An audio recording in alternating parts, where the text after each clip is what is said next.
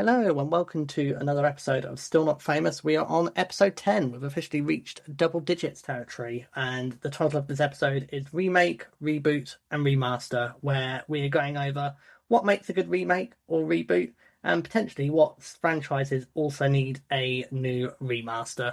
I'm your regular host, I'm Josh, and I'm joined by my regular co-host, someone who is an original and doesn't need a remake, reboot, or remaster. It's Nathan. Cheers, Josh. You're too kind. I've just been thinking, Josh, if we were to reboot or remake our friendship, what actors should we have play us? I don't know. I would say something really attractive, but I don't want to make it really unrealistic at the same time. Should we just go for like the two Ryans? Should we go for Ryan Gosling and Ryan Reynolds? Who is who? I don't know. I reckon you're more Ryan Reynolds. I'd say that's the worst of the two. You be Ryan Gosling. Reynolds I'll be is Reynolds. say it's the worst of the two, but Ryan Reynolds is more attractive than successful than I'll ever be. So hey ho. It could be worse. It could be worse, Josh. You could be Burt Reynolds, and then you'd have to grow tash. Do you know what though? It is a pretty cool tash, isn't it? Wish I could grow that tash. It is, yeah, the Bandit. I have to start this episode off with a bit of a retraction. So cast your mind back, Nath, and fellow listeners, to the reality TV episode we did about 6 weeks ago now. I'm not sure if anyone remembers, but I was going to Specsavers the next day to add a bit of context to this, and we're talking about Ant and Dec. And I said Dec from Ant and Dec was Ginger. And at the time, Nath, you said, no, he's not. And I was adamant he was. I had one of my best friends, Audrey, confirm he is not Ginger. So we have Claudia Winkleman and her Fringe coming after us. We've got Jared Leto, and now we've got probably Dec from Ant and Dec after us as well. So, yeah, another one to add to the list. You definitely need Specsavers, then, didn't you? Yeah. Either that, or you need to adjust the settings on your telly, on your brightness. Yeah, when I went into Specsavers and they said they needed a stronger prescription, I should have been like, yeah, he probably isn't Ginger then. Was that part of the test? You know, when you're sitting there putting one hand over you got AVI, non-ginger. They put over a photo of Jack and they went, "What color hair is this person?" And I went ginger, and then like, no. Yeah, you need stronger lenses. Uh, Well, I well, think I'm going to do a retraction, but I'm going to save it till later because I think it will tie in with what we're going to talk about. oh, okay. I look forward to hearing what this retraction will be. So, shall we dive into it, into our namesake of our Yes, episode? let's crack on. Okie dokie. So, to dive into our namesake, so Hollywood's obsession with recycling film content isn't necessarily a new thing. So, back in the 1930s, the dawn of what they called talkies saw studios frantically remaking films. So, things like The Ten Commandments and Brewster's Millions, just to add a bit of sound. Even classic Hollywood masterpieces like 1959's Ben-Hur or 1941's The Maltese Falcon were actually high-effort remakes of films made just a few years prior. You've seen either of those films? I have, yeah. Yeah, I've seen Nice. quite a few of them. I think for me, obviously, in the 80s, I would be watching a lot of the old sort of 50s, 60s, 70s, especially the westerns, things like that, around my grandparents' house, they'd have them on.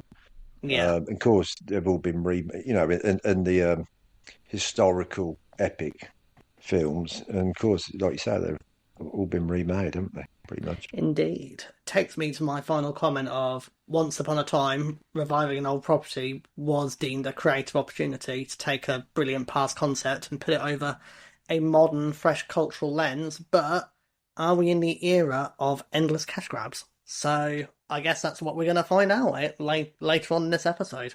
Yeah, yeah. So when it comes to remakes or reboots, do you remember the first ever one you watched?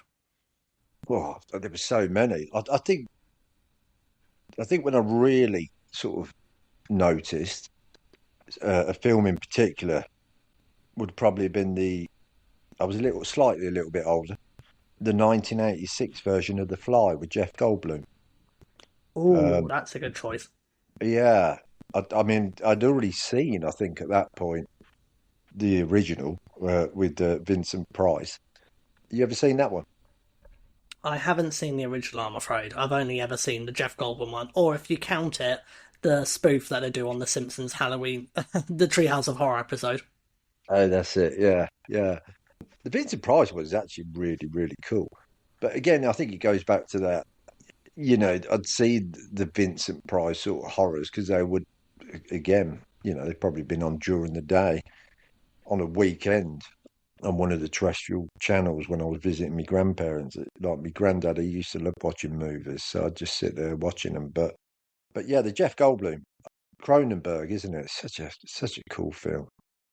It is a cool film. It's very nightmare inducing at the same time. Again, I think I'd give that one a tick as far as when we're sort of discussing or debating if reboots are better or remakes, reboots are better than the originals.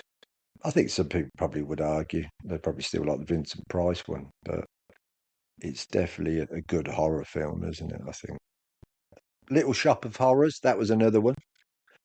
Love that film, still do. I mean, it's a bit wacky. Obviously, the original, the 1961 there, that was a Roger Corman film. And I think it was a young Jack Nicholson. I don't think he was all that old in it, but 21. I was going to say, because Jack Nicholson, from my era, has been old for like a while. Yeah. Well, I think the myth goes it was Jack Nicholson's first film. However, I don't think it was. I think it was like his third or fourth. But I think it's the one that he was most notable for at the time. But yeah, Roger Corman. I mean, he's like the mega producer, isn't he? That's set everybody on their path to becoming directors. Ron Howard. Who's the director for the Gremlins? He did the Piranha movie for Roger Corman. Joe Dante. Oh, Um, okay, yeah. yeah, I think they were all like sort of proteges of Roger Corman. What about you? So, the first remake I ever saw, I wasn't aware was a remake until I'd got home and told one of my parents about it. When I was in year four at school, a girl called Lizzie brought in the film The Parent Trap, which starred Lindsay Lohan in both roles of the twin children. And I remember really enjoying it. And I can't remember which parent I told it to. And I remember going, oh, yeah, like we watched The Parent Trap, and then going, oh, that's a remake of an old film. And I completely had no idea. I just thought that Lindsay Lohan version was the original, essentially. I suppose that technically counts as my first remake, but I did Okay. really enjoy it. And, hats off to Lindsay Lohan for playing two different roles at the same Yeah. time. Yeah. It's a bit of a wild film when you think about it. I mean, have you ever seen The Parent Trap? Like I have. either Yeah, I've version? seen both original and yeah, and the Lindsay Imagine Lohan one. like your parents have split up and you're like, okay, well I'm keeping this child. Okay, I'm keeping this child. It just being okay. Yeah. Although I could do that now, to be fair, but I wouldn't want to keep any of my children. Do you know what? In the last episode, you were like very down and drab on life and your family, and this episode, it has not changed. No, it's only because I've got the because they don't listen to it anyway. So when they start pulling me aside and having a go at me, I know they've listened to it, the podcast. So Ah, it's fair a enough. test. It's a test. It's a trap. It's my You, parent trap. your parent trap. Oh, I didn't think of that. Yeah. Yeah. You've already mentioned The Fly, but is there another remake or franchise reboot that you feel like surpassed the original? Yeah, it's again. This might people might disagree with me. I'm a massive fan of the Coen Brothers True Grit remake, 2010. Uh, Oh, you seen controversial. it? Jeff Bridges and Haley Seinfeld. So I've only seen bits of it, but my dad loves the original True Grit. Like Well, he this is it. absolutely loves it. It's one of his favourite films, along with Far from the Madding Crowd. Yeah, well, I think again it goes back to that thing I said earlier. I remember and probably seen it a few times the original, and again would sit on a Saturday or Sunday afternoon. It come on the telly over when I was visiting my granddad. So that's from 1969, isn't it? The John Wayne one. But like I say, I think I think the Coen Brothers version, not that I've ever read it, but from what I know, is more faithful to the novel.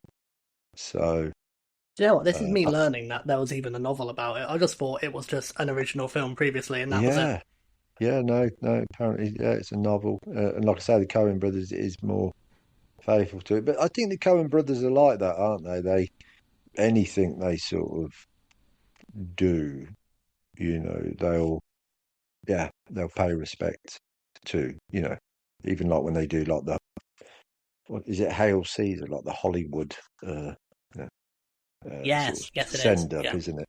yeah. You know, Do you know what? I forgot how Caesar even existed. yeah. But yeah, no, I love True. Yeah, I'd say again, I know it's up for debate, isn't it? And probably like you say, your dad would disagree, but that's what I'm going to go with anyway. Well, what about you? What Do you you, got any that you think surpassed your original? I fully expected us to have the same answer. Like, as I was jotting my answer down, I was a bit afraid of, oh, me and Nath are going to have the same answer. So the fact you've actually picked True Grit has kind of thrown me for a loop because I thought we were going to have the same one. So I'm going to give an honourable mention first. Like, both of mine Mm. are horror films, so maybe it's a commentary on horror films and remakes in general. But Okay, so the first one is, well, the honourable mention is Invasion of the Body Snatchers. So I right. watched the original Invasion of the Body Snatchers way back when. It was one of those films where I was ill from school one day, and it was just randomly on Channel 4 one afternoon, and I watched it and ended up really liking it, the original.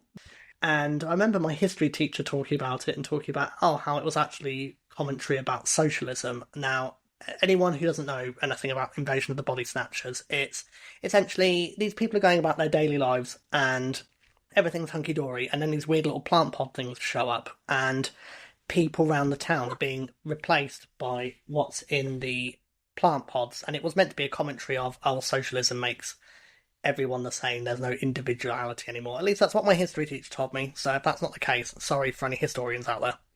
But the remake with Donald Sutherland, I mean, it has that very famous ending to it. I mean, I am going to say spoiler alert, even though the film itself is quite old now.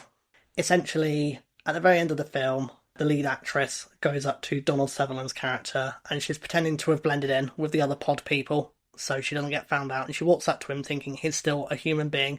And he points at her and he lets out the little shriek that the pod people let out. And she starts like going like, no, like, he's been taken over. And that's how the film ends. So that one for me is quite a good one. Yeah. Puts quite a horrific spin on it. And it has that really iconic ending.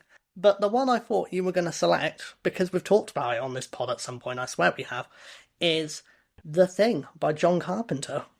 Yeah, I even written on my yeah, little notes in brackets, Nate may mention. But yeah, yeah. I don't know. There didn't come into my thoughts. I don't think. Good. Yeah, yeah, I agree with you. taking that B movie concept from the sci-fi film The Thing from Another World and based on the book Who Goes There, which I have read and is actually a good read, but like you need to give it your full attention read, is a very good remake. And plus it takes what's good about the original, like the paranoia of anyone can be the thing, and it just amps it up to like 11. And plus with the jump forward in, so it's a good 31-year gap between the 1951 and then the 1982 remake. The update in like prosthetic effects, I mean, that film, when you think of prosthetic effects you think of The Thing. Yeah, And I mean, a lot of people, when they think of that film, think of the bit where, I mean, I know I especially do, where the guy's got the little defib pack, and he goes clear, and he punches into that guy's chest, and then his arms sink through, and then they get munched off by a pair of alien teeth. But yeah, I think that one is one where it takes a really good concept and it just amps it up to 11. yeah, yeah. No, I agree with you. Good. Yeah, yeah. It's Carpenter's. I think again, like you say, I think we have spoke about him, haven't we, before? But great director. Um, The book itself, Who Goes There, I would recommend if you've not read it. It's actually pretty decent. But the reason why I say you have to give it your full attention is obviously paranoia is rife in the book, And it Mm. got to a point where when I was reading it, I was like, am I the thing? That's how paranoid I've become. Are you the thing? I don't think so. Well, Yeah, who I'm the knows? bad. I'm the Yeah. bad thing. I know that. Out of the two of us, anyway. So we've just like gushed about some remakes that we really like. I Mm. suppose we have to take the negative with the positive. Is there a film or a bit of media where you're like, well, that was entirely pointless. Why do you exist? You did not need to be remade or remastered or rebooted. I mean, do you have a particular offender that comes to mind? Oh yeah, this is an easy one for me. Yeah, I'm going to go with the 2014 remake of RoboCop. Oh, okay. Yeah, because you Um, love the original RoboCop. I do. I mean, there's nothing to say other than what a load of shite. I mean, like you say, especially compared to the 1987 original, which I think was like raw and gritty and violent, dark. Yeah, I just think the 2014, it was just too shiny and CGI and well, yeah. Do you know what? I will have to agree with you on this one. Like, Oh, I thought you might disagree. no. So it's one of those rare instances where all the actors in the film are great and fine, but like you say, the original RoboCop has such a grittiness and darkness to it. I mean, that scene when he actually gets like blown to pieces and becomes Yeah, RoboCop is yeah, honestly horrific to watch. And I remember the most grossed out I felt watching the remake is literally the reveal scene when he's like pinned up and they show him his lungs and whatnot, and that's it. he's like, Yeah, "Oh my god, I'm still alive." That's the grittiest it gets, and it's very much a. It goes from being a gritty sci-fi dystopian film to like it's like a popcorn thriller. Do you get what I mean? yeah. Well, I think it probably had something to do with, I suppose, if with the 1987 version, when you look at the film, and I think I think the studio was like Canon that did all the kind of actiony, sort of smaller budget type. They weren't the big um, studio, and I think you can tell because if you think about the cast in the '87 version compared to, like you say, all the sort of bigger names in the 2014 reboot, they were probably, they were actors and they were jobbing actors that were, but there were no big name. I mean, Paul Weller, Peter is the singer, Peter Weller, RoboCop.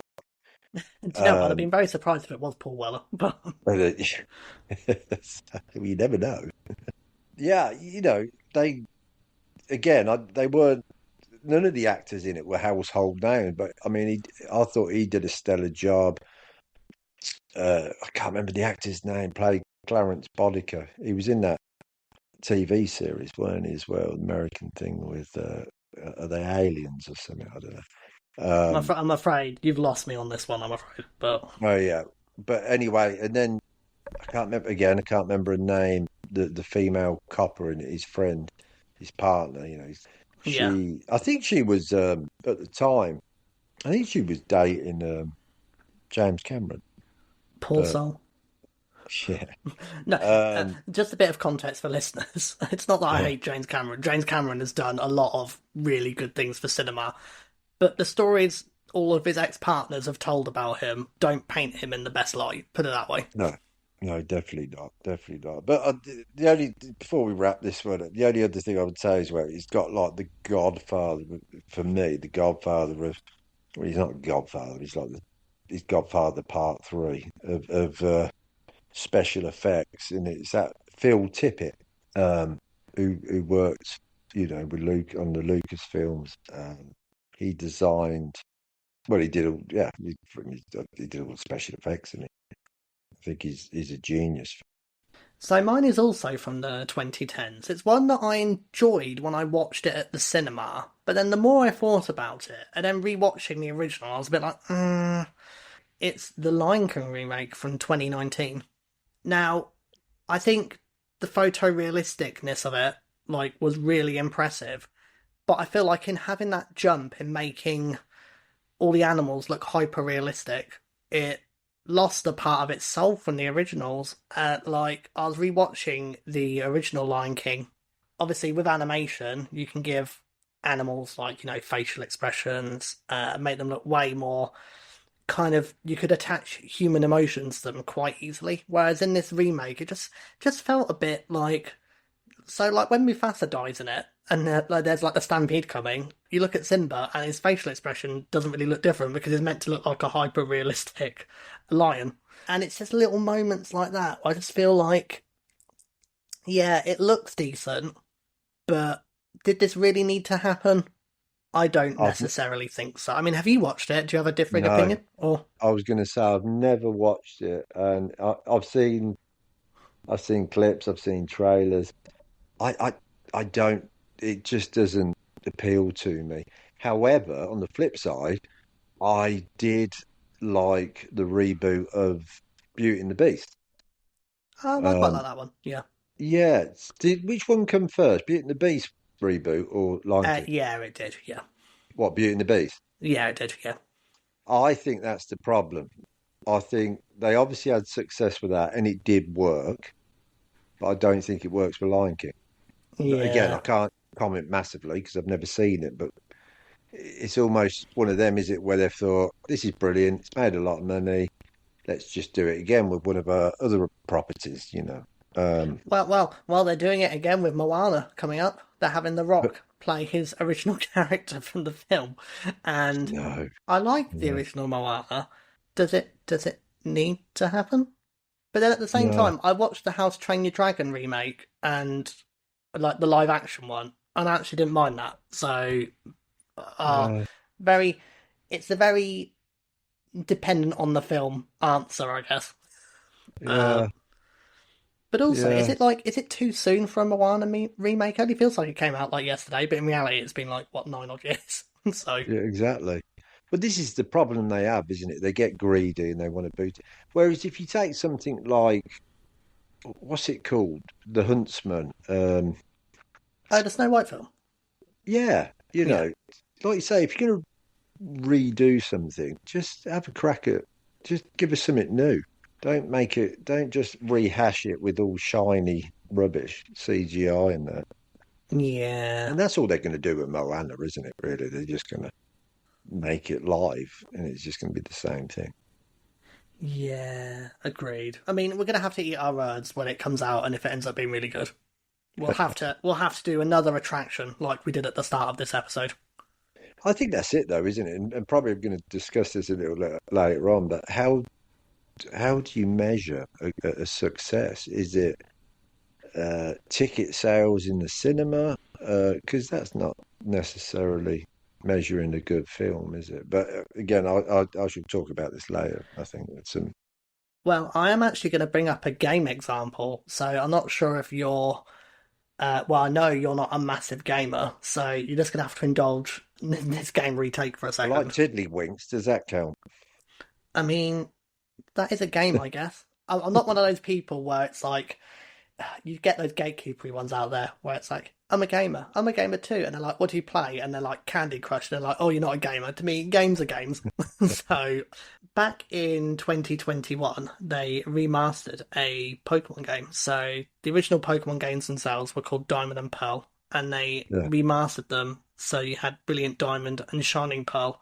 Now, these games, they come from a generation called Generation 4, which is one that's really universally loved. Essentially, what they did was when they remade it, they put it in a really horrible art style that a lot of people didn't like, and they literally just put a splash of paint on it and didn't improve on any of the problems that the original games had.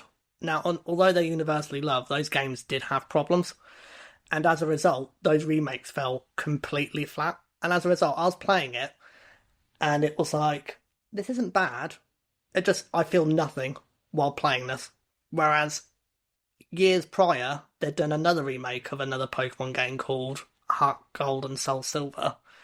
And what made those remakes good was they gave them a lick of paint, but they actually added quite a bit of new features. They've made really nice quality of life changes, and they built on the original story. So to tie into your question, I think to me what makes a good remake is if they take what the good part of the formula of what made it successful in the first place, and maybe do what those games did, and maybe add a Mm. bit to the story, or just Yeah. build off on it. That would probably be my answer to that question. I know that was a very long-winded way of getting there, but Yeah, no, no. That's it. I think we're on the same path with that one, aren't we? yeah. Is there a either a TV show or a film series where it was kind of stagnant and then it was rebooted and you were like, oh, actually, that reboot completely worked and I was really on board with it? Yeah, I don't know. I mean, I don't know if you could say it was stagnant because I mean, I suppose what I'm going to go with is the Adams. When's the Adams Oh, TV okay, series? yeah, Obviously, you had the original 60s series, and then you had the 90s movies, didn't you? With yeah, there was two or three movies, weren't there? I think in the 90s. Um, yeah. but the Wednesday Addams series, I loved it. I was so excited when the second one came out. It's slightly not as good as the first one, but I still thoroughly enjoyed it, and definitely look forward to any more that come out with Jenna Ortega. I thought she was brilliant as Wednesday Addams. Good cast, good characters in there, good storyline. There's a little bit of CGI in there, but I'll forgive them. But there was a lot of practical effects. Again, Tim Burton. Love Tim Burton. In my eyes, he can never do any wrong. Let me think about that. I No, mean, Emma Thompson might disagree with you on that one, but you are.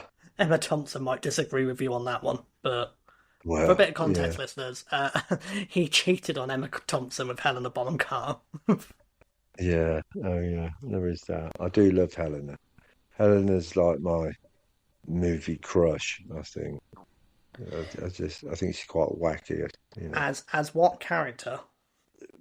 probably most favourite and crush. And my wife, she even bought me a poster of her. But Bellatrix, Bellatrix Lestrange. Do you know what? I thought you were going to pick something different, and I was going to say, oh, well, from my era, a lot of people think she looks attractive as Bellatrix Lestrange. Yeah, Her portrayal of Bellatrix Lestrange from the Harry Potter franchise seems to be a lot of people's guilty pleasure crushes. yeah. She's just bonkers but she's bonkers in everything really. So it's Marla Singer in Fight Club. I was going to say Mrs. Moffat. What is it in Sweeney Todd? Mrs. Lovett making the pies. Yeah, Yeah. but Helena. Yeah, Helena. I'm going to go with her. There's my crush. But yeah. I mean, going back to the series, I quite. It's probably like a guilty pleasure, but I quite liked the reboot movie of Baywatch. Oh, okay, yeah. I mean, it's fun and it's silly and It's a very turn off your brain film. Like, yeah, obviously, with it's Baywatch, you're not expecting like Oscar winning performances, but like, turn off your no, brain. It's like a good little fun watch. yeah, that's it. With Dwayne Johnson and Zac Efron, weren't it? And I will say yeah, I just there is not one unattractive person in that film. well, Not one. Not even the extras. I'm on the beach somewhere, but I don't know where. Probably in the sand, probably drowning. But yeah, yeah. I mean, what about you? So I think mine might be potentially controversial because I don't think I've ever asked your opinion on these, and I have a feeling your opinion is going to be different from mine. So Hmm. a TV program that got rebooted into a film series, I'm not going to go with the J.J. Abrams Star Trek films. Going back to the first one that was released in 2009, I didn't watch it at the cinema. I think either my mum bought it or we rented it from somewhere, or option C, it was on Channel 4 at one point and we watched it then. I went in with very low expectations because this is I might have to revoke my nerd card after this. I don't love Star Trek as much as everyone else does. I like it, but I Hmm. don't love it like everyone else does. But I went in with quite low expectations and I ended up really enjoying it. And I really liked Into Darkness as well. A lot of people have issues with that one because they bring back the character of Khan and it's portrayed by Benedict Cumberbatch, Benedict. Yeah. and people are like, why can he have just been an original villain? He's not Khan, yada yada yada. And even the third one, Beyond, which a lot of people were like, I ended up really enjoying as well. So that is my take. I thought that Chris Pine actually was a really good captain, and I thought that Zachary Quinto made a really good Spock as well. Yeah. Do you know what? I love the original Sixes series. I liked the movies that they did, with the original cast. But yeah, I wouldn't class myself as a Trekkie. I'm more obviously, Star Wars. Same, yeah. Um, yeah, I thought JJ. I loved all of them. I don't think there was a bad one, and I was really excited when I thought he was doing Star Wars. And Star Wars, it's a bit of a mixed bag, isn't it, with JJ Abrams? My controversial opinion is I love all the sequel films. Mm, mm. which is if you type out loud on the internet, like you are gonna get inbox with hate comments. But I love them all. What are you talking about? The Star Wars? Yeah. But Yeah. going I, back to I, I quite liked The Force Awakens, and I liked the one that he come back, the third one, to end it. I thought that was good. I must admit, as much as I like Ryan Johnson, I wasn't keen on that. It did seem like The Last it's like Jedi is its my own favorite. It's movie, my isn't it's literally no word of a lie. My second favorite Star Wars film. it? It goes Empire Strikes Back and then The Last Jedi. I'm not even kidding. I'm not just saying that to Really? rage. I'm not saying that to rage bait. I really love it. I know this It's is one a of those personal films where I can question, admit but are it. you still seeing your therapist? Oh wow! Because you might need some more sessions. Wow. No, I really liked it. Like it's one of those films where it takes quite a lot of big swings, and some of those big swings are misses. But I really enjoy it overall, and I appreciate that it tried to do something different. And for me, it succeeds in a lot of it. There are some bits where you're like, oh, that wasn't really needed in there, or that could have been done, or I would have ended the film a bit differently, but I still really enjoyed it overall. And a lot of people say, oh, that film ruins Luke Skywalker's character. I found Luke Skywalker boring AF, so if anything, it just added some personality for me. So, Well, I think it works well as like a standalone film. I just don't think. But I don't know if they're at fault for that, or Disney's at fault for losing. Like I say, I think it is a good movie, but it doesn't sit. I mean, if you look at the originals, you had George Lucas, visionary, that had this idea to make this epic sci-fi opera, soap opera in space. Obviously, he didn't realize the success it was going to be, and then he produced and part wrote the story for Empire Strikes Back, but he got in a different director, and then I think the same again with Return of the Jedi, wasn't it? He got in. Is it Richard Donner? Was it Richard, the guy who did Goonies? But anyway, it was at least sort of all tying in with each other. I just think with the Ryan Johnson, I think he did a great job. But the three films to me just sit just really weird. Just they're not definitely very coherent. disjointed. Like, they didn't have Disjointed, an that's overall the best plan. way. Yeah, Yeah, they're all very much yeah, their own entries. yeah, exactly. Yeah, but yeah, But no, yeah, to go back to J.J. Abrams, yeah, so his Star Trek franchise is the one for me. I really enjoy it. yeah, When it comes to remakes, obviously you get a lot of remake of like American or British films, but you actually mm, get every so often a remake of a film that's really popular in a foreign country, and they want to bring it to the masses for people who are English or native English speakers.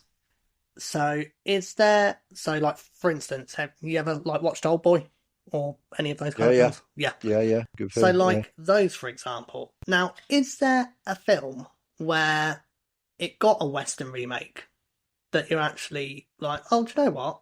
Like this was not lost in translation. This remake was actually pretty decent. Do you have one? Or Yeah, I do actually. It's a bit weird because I remember. I think I was watching some sort of, I don't know, Mark Commode film review, or I'm sure it was Mark Commode or something.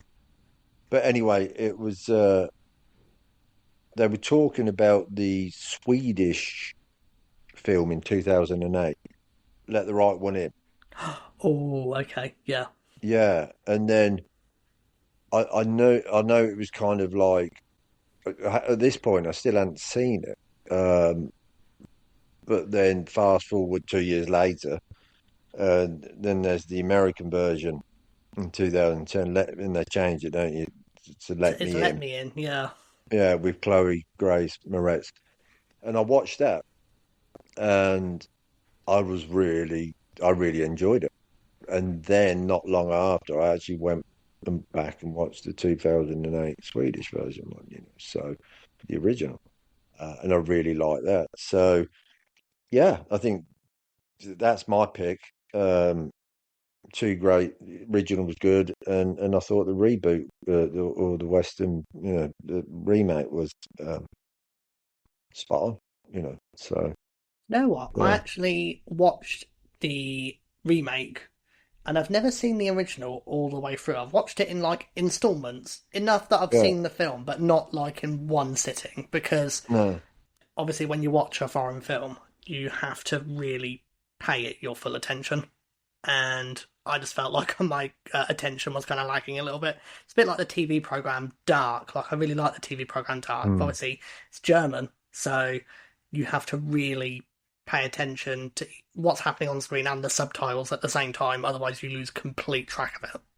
yeah, But no, that is a very good choice. I actually like Let Me In, and I thought Chloe Grace Moretz in that film actually did a really good job. yeah. That was like a breakthrough film as well, weren't it? For her, I think, I think. Yeah, Yeah, I know she did the kick asses, didn't she, as well? But yeah. yeah, yeah. What about you? So I'm gonna go with The Ring from Yeah, 2002. So the actual original Japanese title for it is Ringu. And I remember when The Ring came out, and it was one of those rare horror films where people at school were like, "Have you seen The Ring? The Ring's really good." And I was too young to watch it at the time. But my dad did us an old little sneaky faithful and got us the DVD from a rental shop called Video Nights. And we watched it. And it's one of those films where it wasn't like jump scare galore every 5 minutes, but when I watched mm, it, it definitely unsettles you at the end. And I remember yeah. walking away thinking, I need to watch something more light-hearted because the ending of that film was a bit like disturbing. I feel like that was a really good interpretation of that Japanese horror. I mean, you can say in the same vein, maybe the Grudge remake The with say Sarah the Michelle grudge. Gellar. Yeah, Yeah, yeah. and It was I a actually real. I was going to say it was a real thing, weren't it? At the time when, like you say, the Ring came out, the Grudge came out, they really tapped into the J horror. Yeah, and yeah, no, that's a good shout. On the flip side, though, I did watch one which was a remake of a Japanese horror, which was not good, which was called Dark Water. Have you ever seen that one? I've heard of it. I've heard of it. I've not Yeah, seen it. like, avoid at all costs. And also, I've not seen the original, but The Eye with Jessica Alba apparently is a remake, and that was Okay. also not great. A Yeah. mediocre film, which apparently the foreign version is way better. Have you ever heard of a horror film called Pulse? And it has Kristen Bell in it. No, no, I haven't. Essentially, the plot of that one is someone in their friendship group has committed suicide and is left behind a little thing, and it's like, oh, they struggle to appear when this like red tape is around. And long Oh, story short, listeners, and no, poltergeists or spirits are invading through the little cell phone signals that you get via your electronics. So, but that one, the film itself was incredibly average. The rare concept where really good idea but average film, but apparently the foreign film it's taken from is way better. So I'll have to check that out at some point. yeah, I'll give that. I'll give that. Yeah, I'll check it out. So just to pull it back to the Ring for a second. So when my dad got us this DVD copy, in the little DVD menu, so you have you can watch the the tape they watch in the film that has all the weird images like the spinny chair and like Yeah, the yeah. woman brushing her hair and whatnot. On the DVD version my dad got us from video nights, you could actually watch that clip. So we watched it, and I was a little bit low-key convinced that Samara was going to ring me and tell me I had 7 days to live. I know what I'm going to be doing tonight. It's all right, I've got your number blocked. So, Yeah, brilliant. Yeah. so have you ever seen a remake of? Because I suppose what they do now is they actually remake a lot of TV shows from our era as well. So if you think about it, like from your age, like Transformers. But is there a remake that's either been remade as a TV show or as a film that's from your childhood, and you're like, what a load of slop, like what a load of garbage, like what an actual insult to my childhood memory. There's probably a few, but I'm going to go with 2016's reboot of Ghostbusters. Now, before you say anything, I actually like the cast as actors, so I'm not one of these hating on it because it's women. I I actually was think literally all about the to say that as well. yeah, I think all the actors, actresses in it, I think they are brilliant, and yeah, it's great. It's just it didn't work. I think the boots were just too big to fill on that one. I think even the more recent ones have struggled, but I suppose they're more reboots, aren't they? Whereas I think that was a remake, the 2016. I think the recent ones try to be a bit too wacky, whereas the originals they were more sort of sophisticated with the comedy and the delivery. I mean, Paul Rudd is brilliant. I love Paul Rudd. I think he's good in the recent ones, but again, it's that comedy, isn't it? At the moment, that American studios are just I don't know. It's like the cheap, wacky gags. I mean, I do laugh at them. Don't get me wrong, but they're just all at it. Whereas I think with Ghostbusters, Bill Murray and the rest of them, I thought, yeah, it just yeah, that's my one. Do you know what? I didn't think you were going to pick that, but at the same time, knowing how much you love Ghostbusters, it's a really obvious answer as to, oh yeah, of course Nate was going to pick that. Yeah, yeah. And again, I went to the cinema, the 2016 one, really wanting to like it, but yeah, I mean, I didn't hate it, but it did make me think, what a waste of money, making that film. You could The have made it. actresses are good in their own right, and they're funny in Yeah, their own right. I think you could have called the film something else and had them not be Ghostbusters.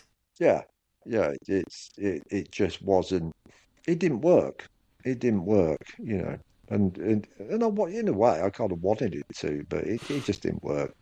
So did you walk around afterwards and people were like, did you watch any Ghostbusters? And you were like, yeah, I hated it. And you're like, not sexist. I just hated it in general.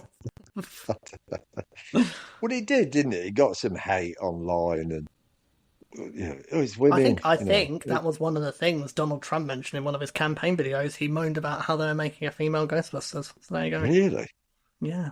Oh my God, it doesn't surprise me. But what I about think you? I remember at the time it had like one of the highest, if not the highest, dislike to like ratio on YouTube when the trailer Really? first came out.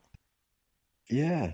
I wonder what their thought process was. I wonder if it was just let's try something completely different, or let's try and tap into, you know, trying to draw in some female fans, or I don't know. Just I don't know what it was, but it just didn't work. Maybe if the script was better, maybe I don't know. It could have possibly. Maybe the script was just poor. But anyway, yeah. No, what about you though? You got So I which have one? one, and it actually ties Ah, into our. I have one, and it ties into our episode title. So there was a TV program from back in the 90s called Reboot. Now, do you remember this TV program? no, I don't. So essentially, it was the first ever fully animated TV series. It was set entirely within the computer world. I really enjoyed it as a child. Like, in fact, I think I had one of the episodes on video at one point, and then they remade it in 2018 into Reboot, the Guardian code, but they took away all of the like CGI well, a lot of the CGI elements and had it as people in modern day, and then they would go into the computer world. Now, I know this TV series wasn't made for me because, spoiler alert, listeners, back in 2018, I was not like 10 years old, unfortunately. But I remember seeing a clip of it, and as soon as I saw it, I sent the link to my brother, going, "What the hell is this?" And because he really loved the original as well, and he was just like, "This was awful." And I think I wrote something back like I threw up in my mouth a little bit watching it.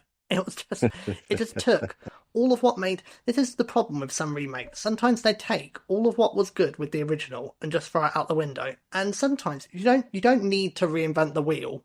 You just need to update it, like throw a bit of paint on it and maybe update the lore. Not take the one thing that makes it unique and throw it in the garbage. Yeah, there's just that's it just seems to be a current trend, doesn't it, in the past 10, 15 years? Yeah, and it ultimately made the characters in it just Power Rangers knockoffs. You could have literally not called it Reboot and just called it like Young Power Rangers, and the outcome would have been the same. So That's a yeah, good one. I like so that. that is my answer. I mean, you can obviously also tap into the Michael Bay Teenage Mutant Ninja Turtles. I will say that film got right the turtles' personality, Yeah, but everything else, no, yeah. essentially. I'd agree with you. I tried to like struggle, but again, might be Mike. I think it might just be Michael Bay. I Michael Bay has done some films that I like, but it's getting to a point. I mean, you're not going to like what I have to say. Like Ridley Scott, where Ridley Scott is a very established filmmaker. I mean, he made the original Alien, so he's always going to be quite Mm, high in my estimations. But each time I watch something of his now, I'm like, I've seen more bad things from you than I've seen good at this point. mm, Like, did mm. Gladiator need a sequel? No, not at all. But again, is that him? Is that him, or is that the studio? I mean, it Uh, might be both, mightn't it? Maybe. yeah, But I think it's a bit of both. Unless they held him at gunpoint and forced him to make it. yeah, Speaking, yeah. Yeah. Sorry, I was going to say Michael Bay. Anyway, carry on. is he an enemy of the pod? He's on my shit list. He's not an enemy of the pod, but if he releases another film you don't like, he's going to enter enemy of the pod territory. Yeah, exactly. Yeah. Uh, has there been a shake up to a film franchise that you actually really appreciate and enjoyed, or a sequel or a prequel where you're like, do you know what? I didn't expect much from you trying to shake up the formula, but I actually really enjoyed it. Uh, mix. Yeah, I'm going to go. What I'm going to go with is a bit of a mixed bag again. So I'm going to go with the Transformers franchise.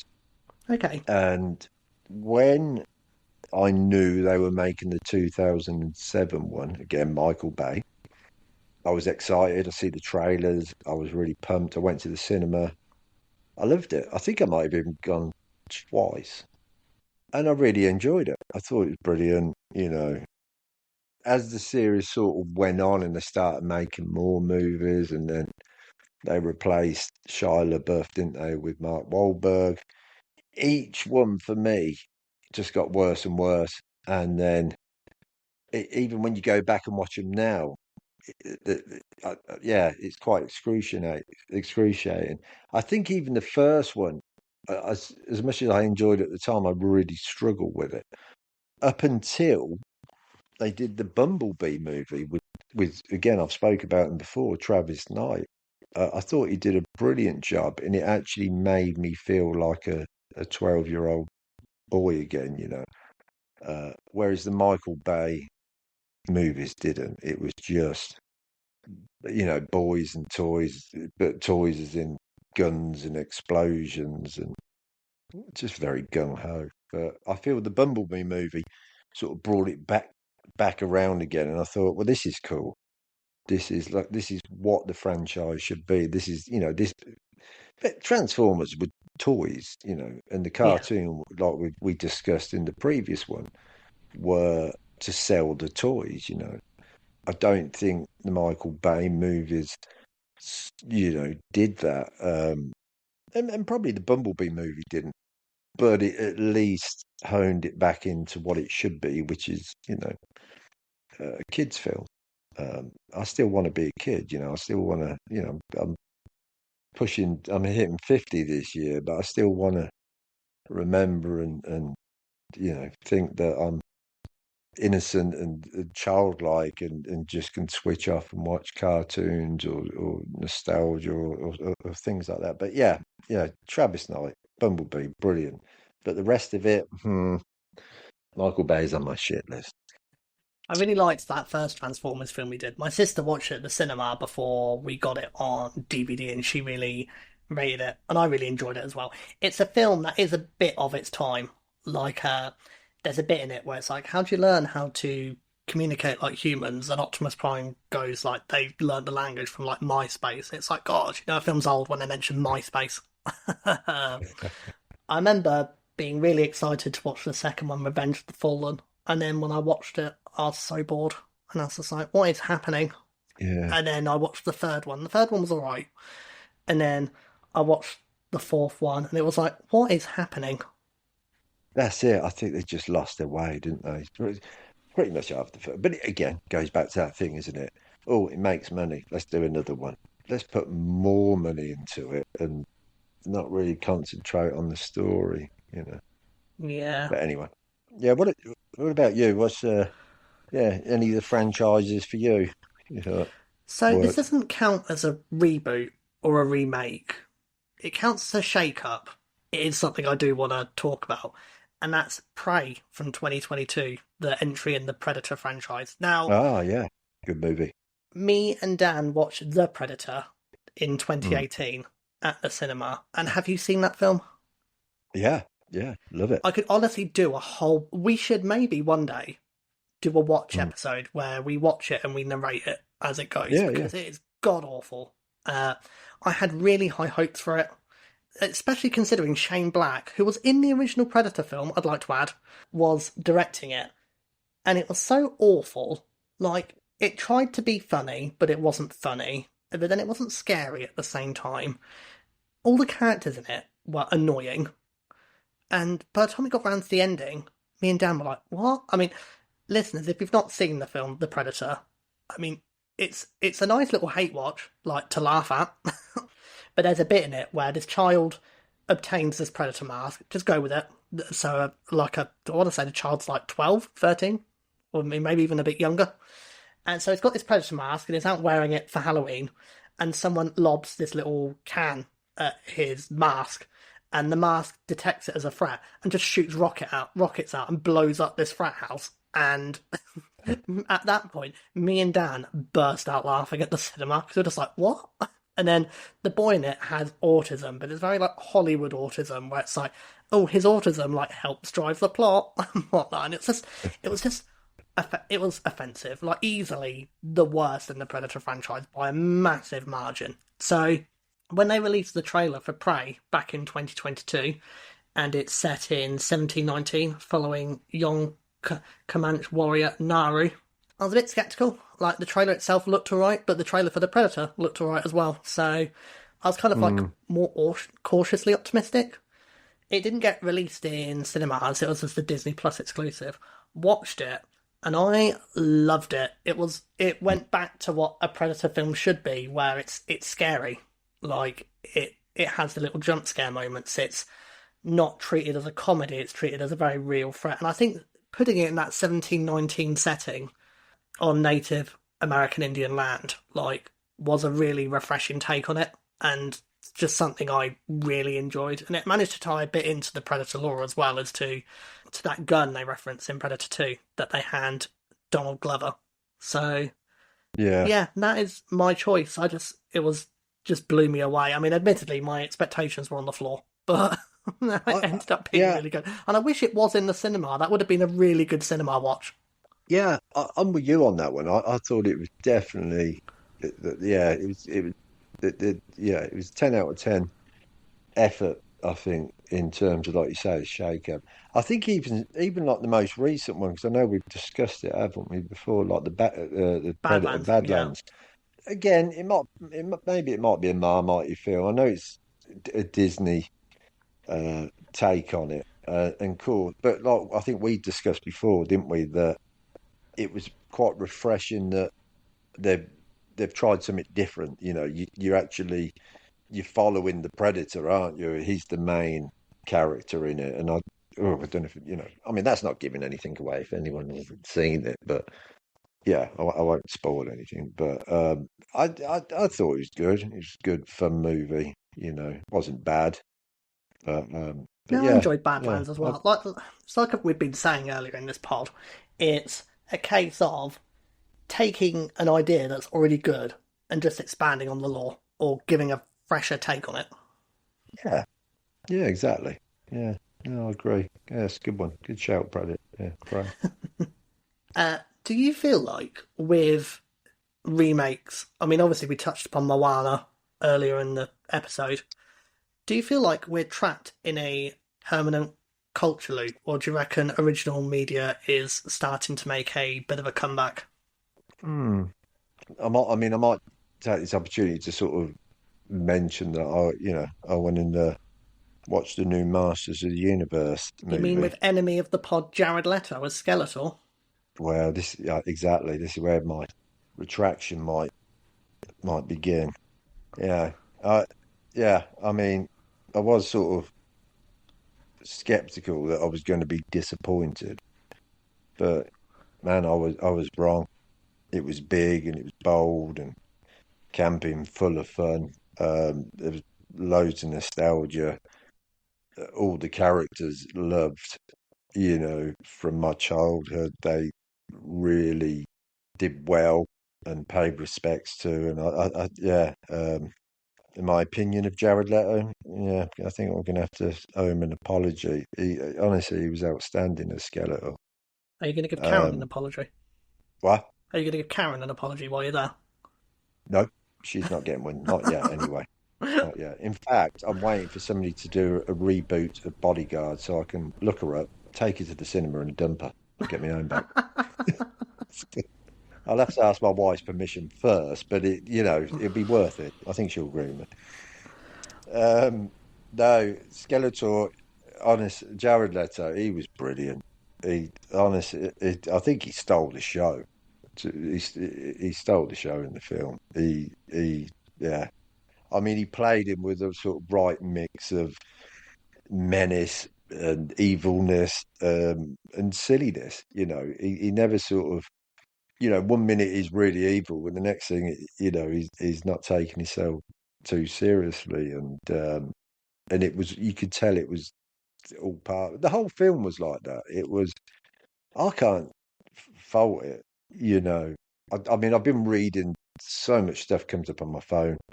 And it's like, oh, it's bombed. It's not done well at the cinema. It's not pulled in the. And then you go on all the comments. People are like, no, just go and watch it. It's just fun,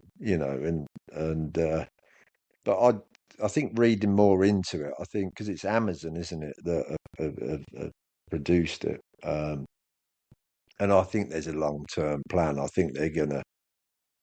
I wouldn't be surprised if they do spin-offs and series and things like that. And I hope they do because, yeah. But again, Travis Knight talked about earlier, the Bumblebee. It, bloke's a genius. He just knows what to give fans and give it the utmost respect to that sort of franchise. I mean, it helped. I mean, I was a massive He-Man Masters of the Universe fan as a kid. Like but honestly, it's brilliant. I can't wait to see it again. Actually, but yeah, I mean, I ain't going to win awards or anything, but it is stunning. I mean, all the attorney looks really cool, and like I say, all the characters, are brilliant. And there's some kind of little Easter eggs all the way through it. Paying respects to the both cartoons. I think from my era and your era, and the toy line, the 1987 movie with Dolph Lundgren. It's just brilliant. It's brilliant. I can't, you know. just go and watch it. Anybody should just go and watch it. They're probably somebody might hate it, but if you're going in there to watch a masterpiece or an award-winning film, you're not going to get that. But what you are going to get is just fun, a whole lot of fun, and Queen. Well, yeah, there's a lot of Queen soundtrack on it as well. I'm still in shock you said something positive about Jared Leto, to be honest. Yeah, God, yeah, he's enemy off. of the He's off. pod, more like bestie of the pod at this rate. I, I know he's off the shit list. He's definitely off the shit list. Yeah, yeah. He's. I'm going to say I'm a big fan now. But yeah, what about you? So what you're saying is we are trapped in this permanent cultural loop, and original media is not making a comeback. Yeah, pretty much. Well, I'm gonna I'm gonna let that one slide. The Masters of the Universe, but other than that, I'm not interested in seeing any more reboots and remakes. I want to see originality, You but I see, want to see more Masters of the Universe. There you go. you see, for me, people talk a big game of wanting more original things, but then when original things get released, they don't show up for them en masse like they do for established franchises. I admit that I'm on both ends of the spectrum, so I'm a contributor to the problem because no matter, we could be on Jurassic Park like 50, where the dinosaurs have guns, and I'll still watch it. But at the same time, I will try and watch original things. A24 come out with a lot of original things, which is, and that's a city I really like, so I'll try and go and watch an A24 film. Although I missed out on I watching love the drama. A24 movies. Yeah, Yeah, great studio. I missed out on watching the drama, and Backrooms, as we record this, is currently on release. But unfortunately, every single weekend, me and the husband have something on, so who knows if we're going to make it in time to the cinema to watch it. But you have films recently like Obsession, which also is from a new director, which a lot of people heap a lot of praise on. But then on the flip side, you had films, and I actually went to watch this one. Did you watch Mickey 17 that came out last year? I watched it recently on TV. Yeah, What was streamed it. your Yeah, opinion of it? I liked it. I thought it was really cool. I liked it. Yeah, I yeah. wanted to like it more than I actually did. I was really hyped to see it. Me, Dan, and my mum went to go watch it, and it was like, it was alright, but there were lots of bits of it they could have cut out, and just in like it was a film which had a really good concept, but execution was a bit meh. I feel like the reason we are stuck in this loop, a lot of people say they want to turn up and watch original films, but then won't give them a chance. So I reckon that's why we're stuck in this loop, and I don't think we're exiting it anytime soon. Plus, it's a sad fact, but nostalgia sells. Essentially, a lot of people who went to watch that Master of the Universe film that you went to watch probably was out of nostalgia because they've watched previous Master of the Universe media. Yeah, yeah, you're right. I mean, I think that is it. But I think, yeah, you're right. That is it. I mean, you know me pretty well. I've always liked the idea of wanting to make a movie and sort of dreamt big dreams and thought if I could ever make a movie of any franchise or properties out, it was that movie. So I think for me, on a personal thing, yeah, like you say, as a nostalgia thing, as a kid thing, but as something that I think I've always wanted to see. Again, I like the '87 version with Dolph Lundgren, but I just wanted to see something that was close to the original, property franchise. So, and I think it's delivered massively. I think it's exceeded it, in fact. But anyway, yeah, This is very subjective, but when we talk about like the Moana remake I mentioned earlier, I went, oh, it's only been a short time since the last actual proper Moana film. Do you reckon there is a set time period before doing a remake or a reboot? Like, do you think to yourself, you cannot touch this unless it's 10 years down the line? Like, yeah, do you have a I, set, like, time limit in mind? Or, yeah. Well, I don't, but like you say, you'd like to think a good sort of couple of decades maybe have gone by before you at least attempt something. I mean, you could look at the Batman franchise, couldn't you? The Tim Burton original two, and then the two after, and then obviously fast forward to to Nolan's, but again, I love Nolan's. I mean, we haven't really spoke about them, have we? But um, No, we could probably do a whole I, episode on stuff like how many times Spider-Man's been rebooted as well. yeah, Yeah. I mean, I love the Christopher Nolan films. I mean, I'm a comic book fan, and I think what Christopher Nolan did was bring the character, made him very sort of still. Well, I don't know. It is a comic book film, is it? I mean, it's very much a sort of vigilante film set in a kind of non-comic booky world. Even with the Heath Ledger as the Joker. I mean, he's more of a psychopath, isn't he, than a colourful, clowny, supervillain. I think there's Um, a film theory out there that he's meant to be some like old Vietnam or like Iraq war vet or something, or at least that's the way he played it. So yeah, it's I've never heard that, but that's a good say. But yeah, yeah, I think Christopher Nolan did, he did a brilliant job with them movies. So yeah, I think my opinion on it is if I think a good argument for either too soon or too late. Like too soon for yeah, me. Again, I've mentioned it loads, but the Moana of live action, like why? I think with the How to Train Your Dragon one, I think enough time had gone past to do a How to Train Your Dragon one. I mean, Spider Man. I think this is the longest period we've gone without Spider Man being rebooted because I think between the Tobey Maguire and the Andrew Garfield ones it wasn't that long. I think it was less than a. It was either around a decade or just less than the gap between the last films and the first films of those franchises. Uh, yeah, I think 10 years minimum, in my opinion. But yeah. hey, I'm not a film director. I'm not Disney. I mean, I wish I had the money of Disney, but Mm, yeah. But it goes back to that what I said about the Masters of the Universe. I think again, I keep reading, it's not doing very well. It's not getting cinema, the ticket sales, blah blah blah. But I don't think because somebody pointed out, like Amazon, they were like they make like £1 billion a day, don't they, yeah. through selling stuff. They're not, they ain't bothered about you know making money off the movie. What they're going to probably do is set something. They're probably setting something up for the long game. Um, I mean, and if Amazon can finance the Melania film, then they can finance anything.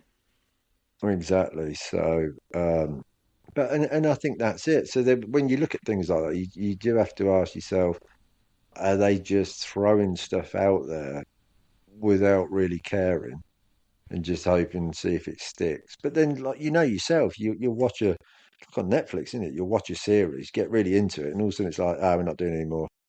And they've And you're left like, it normally what? on a massive cliffhanger as well.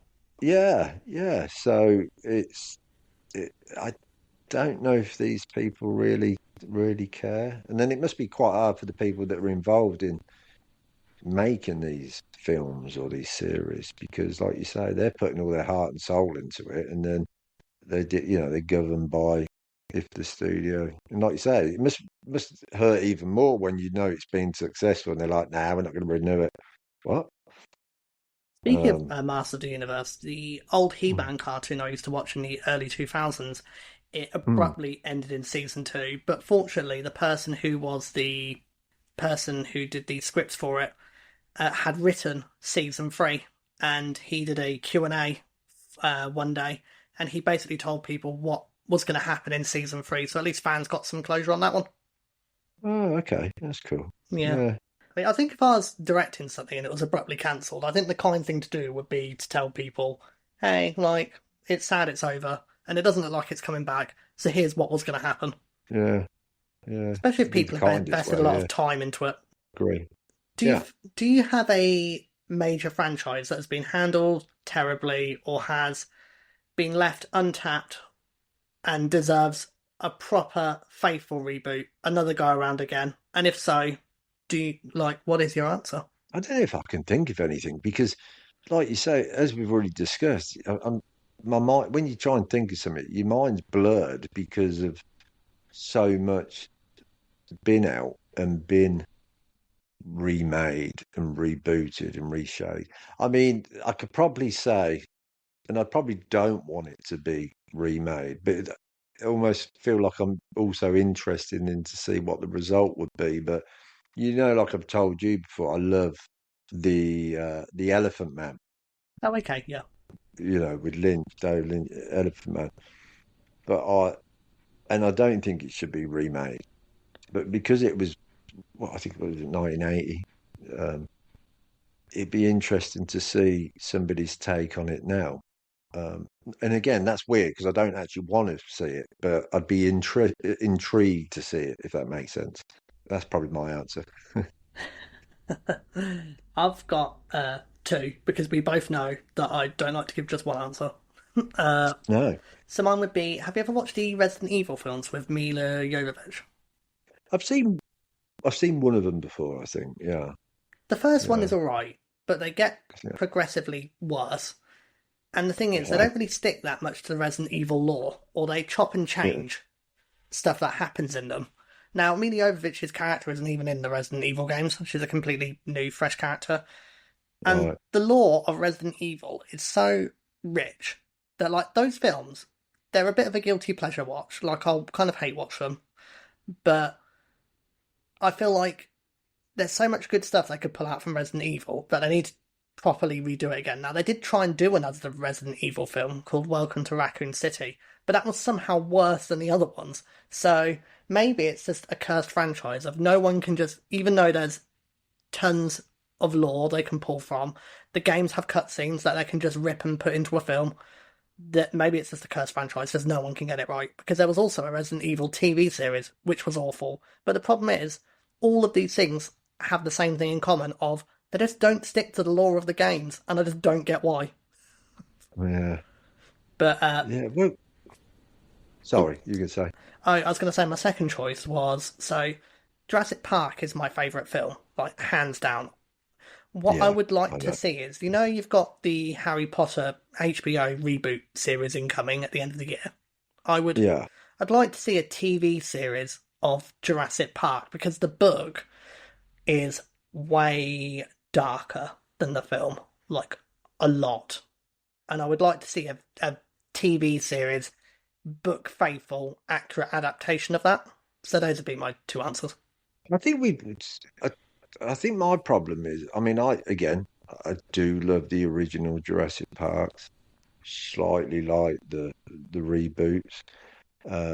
I know the most recent one. I think we discussed it, didn't we? And I think I don't know if you remember when we had a conversation before, but I just feel like they need to try and do something different Yeah, now. Similar to like that Predator Badlands. Or Predator, Prey. There's only so many times you can revisit the island, isn't there? We had this yeah. conversation, or bring them to New York or wherever. You know, they just need to. They need to There's make it some a bit scary and clever a bit more idea. survival as well, I think. Like when you watch a Jurassic Park film Yeah, now, you can literally tell within the first 5 minutes that person's surviving, that person's surviving, that person's dead, that person's dead. yeah. Like you say, it needs to be a horror film, doesn't it? Yeah, because the books are full on It's, horror. So, yeah, exactly. So I think, but they probably know that.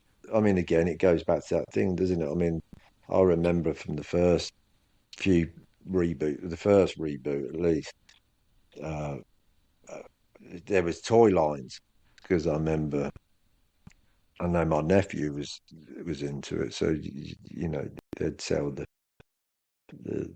action figure dinosaurs. yeah. But again, are they looking at it completely different to how we'd look at it? Like you say, I'd like to see it as a horror movie. Yeah. But bring Um, back sexy Jonathan Bailey oh yeah, he's your favourite, isn't with his slightly nerd glasses. That wasn't me saying that, by the way. That's what he called them. But he? Okay, you sure? there's a photo of him, and it's like he's on a little workbench, and he's like tensing his muscle, and he's lifting a weight, and it's put like Jonathan Bailey like getting in shape for Jurassic Jurassic World latest one. What's it called? Rebirth.